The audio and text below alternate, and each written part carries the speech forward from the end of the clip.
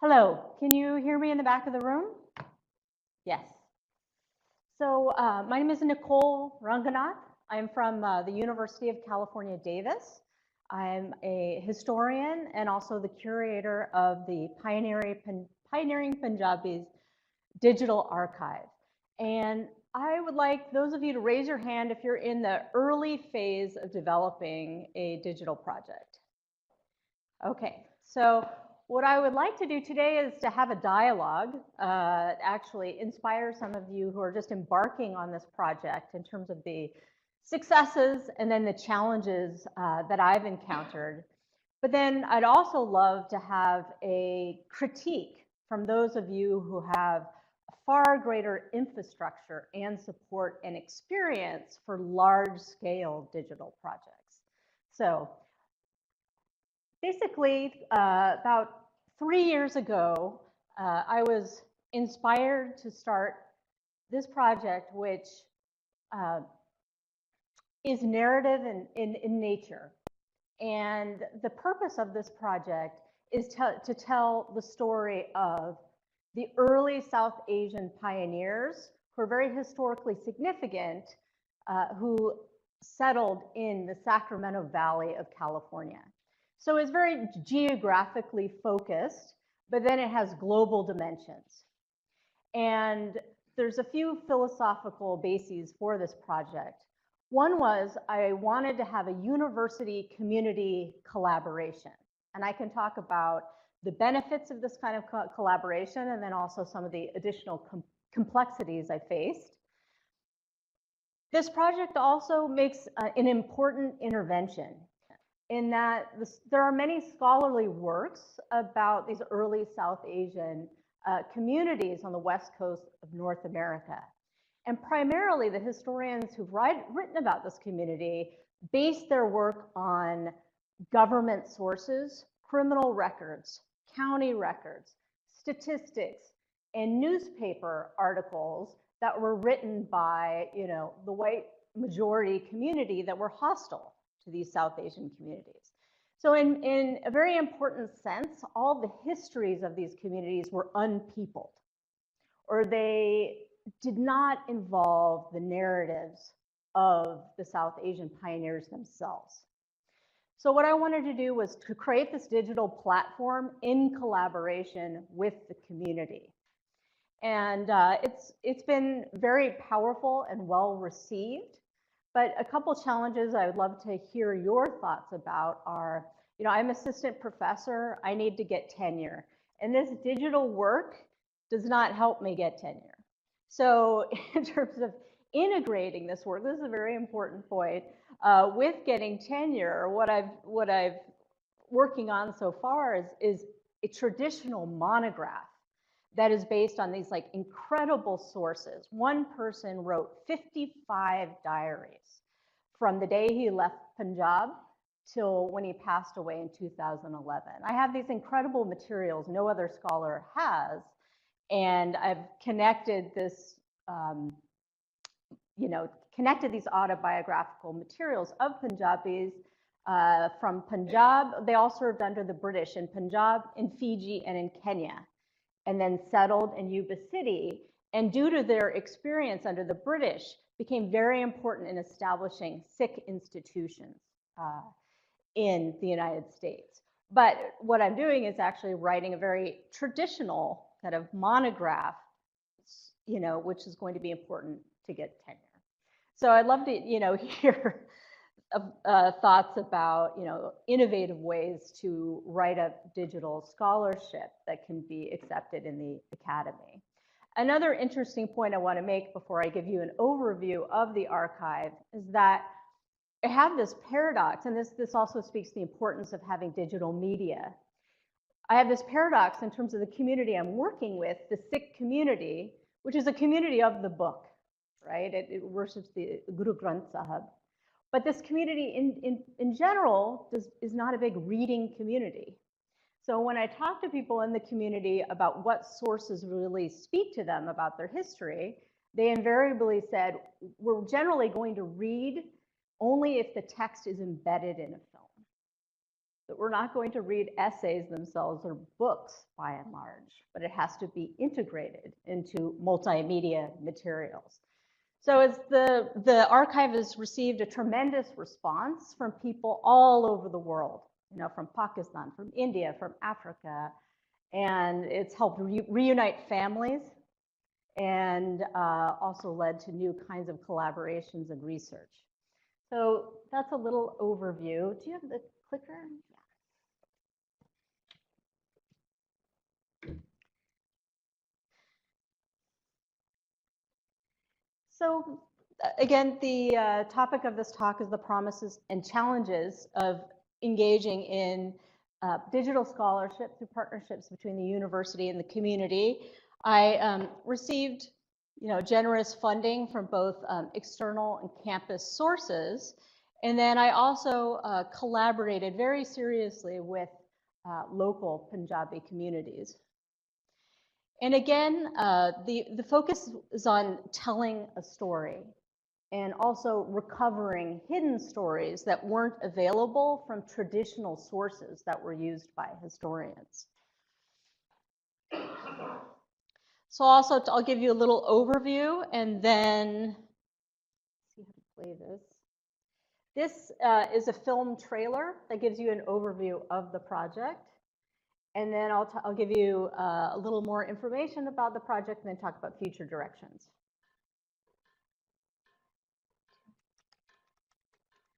Not that loud. Emory Digital Archive tells the story of the people who have immigrated from the Punjab region in North India to California since the turn of the 20th century. Through over 700 video interviews, speeches, diaries, articles, and photographs, Punjabi Americans shared their life stories and contributions to California over the last 120 years.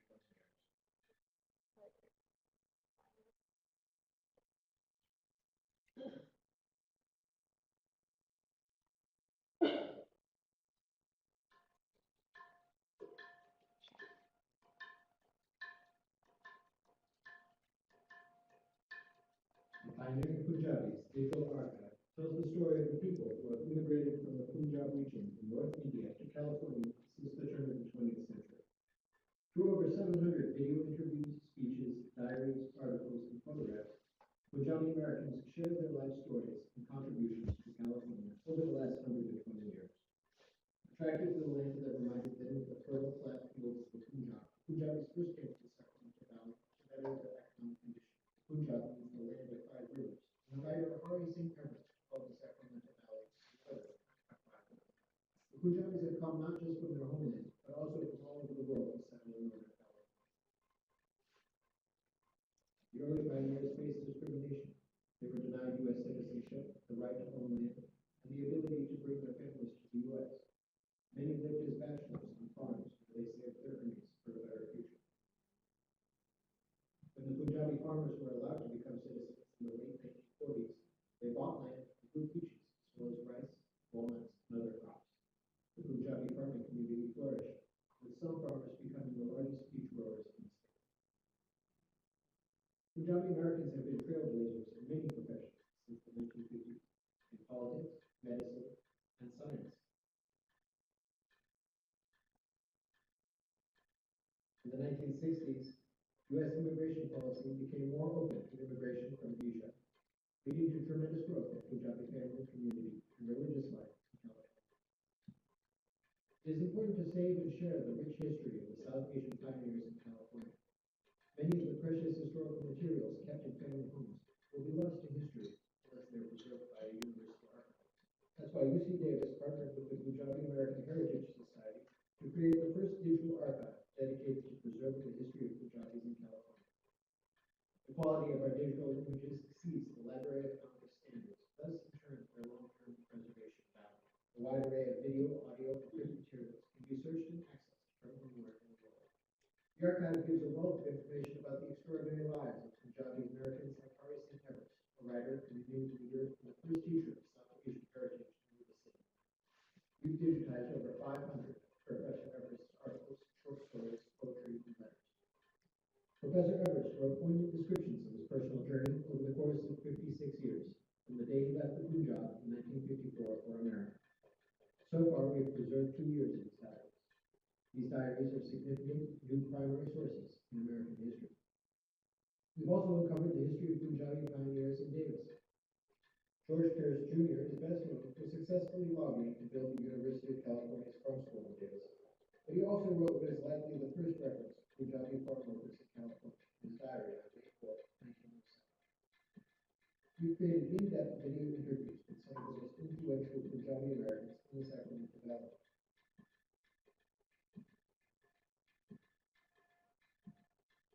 We've discovered hundreds of precious family photographs and other documents of historical value that might otherwise have been lost. We've documented the unique Punjabi Mexican community, local Sikh temples, vibrant dance festivals organized by Punjabi women, the Punjabi American Festival, and the Sikh Parade in Yuba City, one of the largest South Asian festivals outside of India.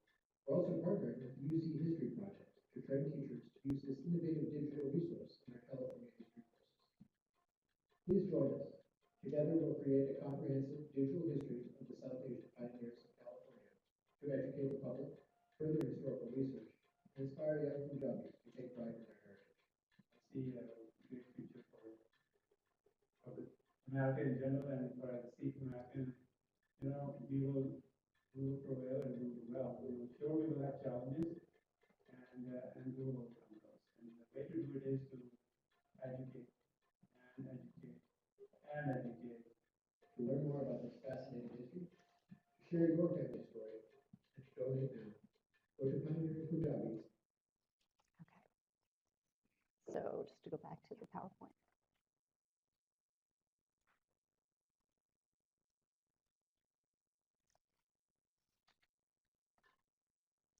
Okay.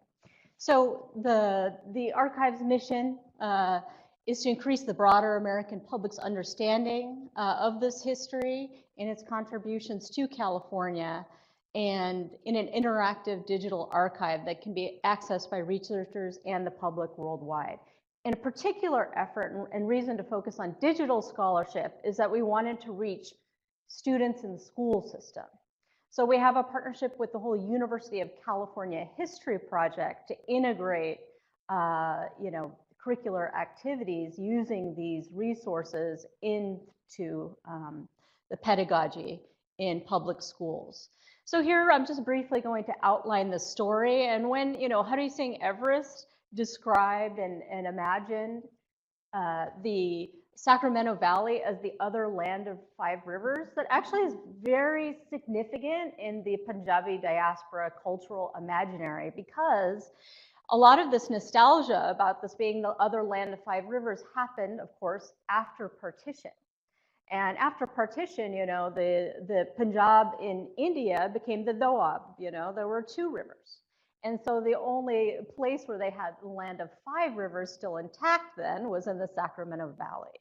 So you see a lot of the interesting stories and nostalgia imagining Chota Punjab centered in Yuba City in the heart of the intact land of 5 rivers.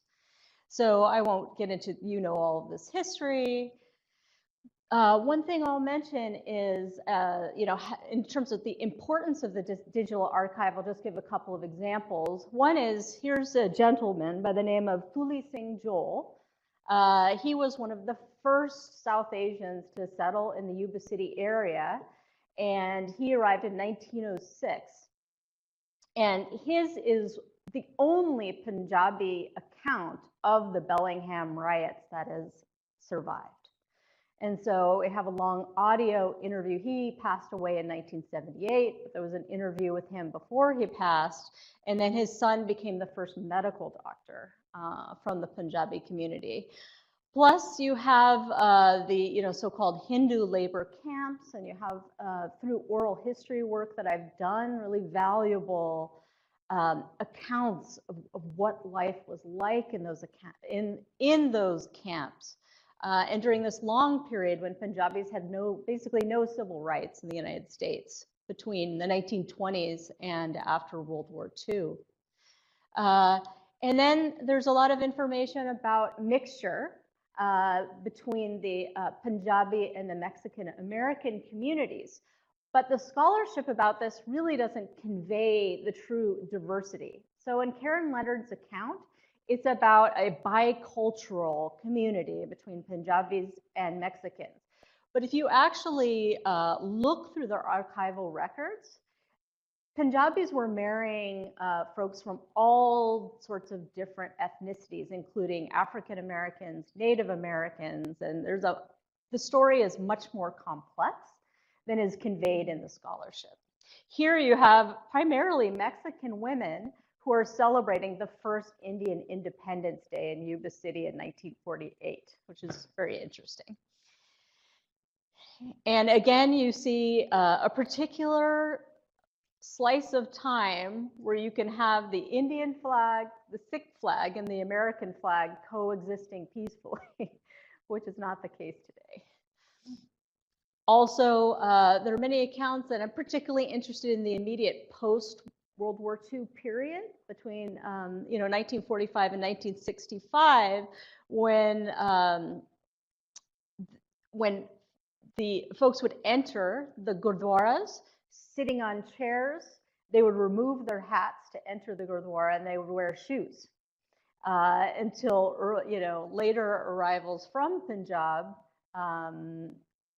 restored more traditional practices where people would have their heads covered, they would remove their shoes, and then there's a big controversy about whether or not chairs could be present inside gurdwaras.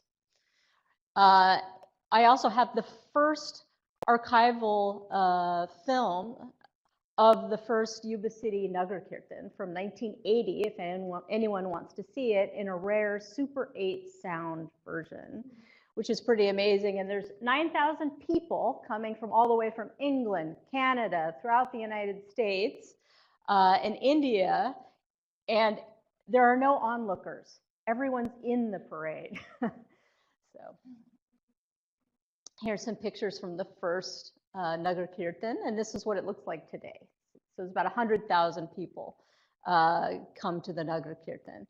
So one thing I'll mention is this digital archive then became a catalyst for a much broader collaboration between the university and the community, which led to a major effort to establish an endowment for Punjabi studies, and hopefully eventually a chair in Punjabi literature and culture.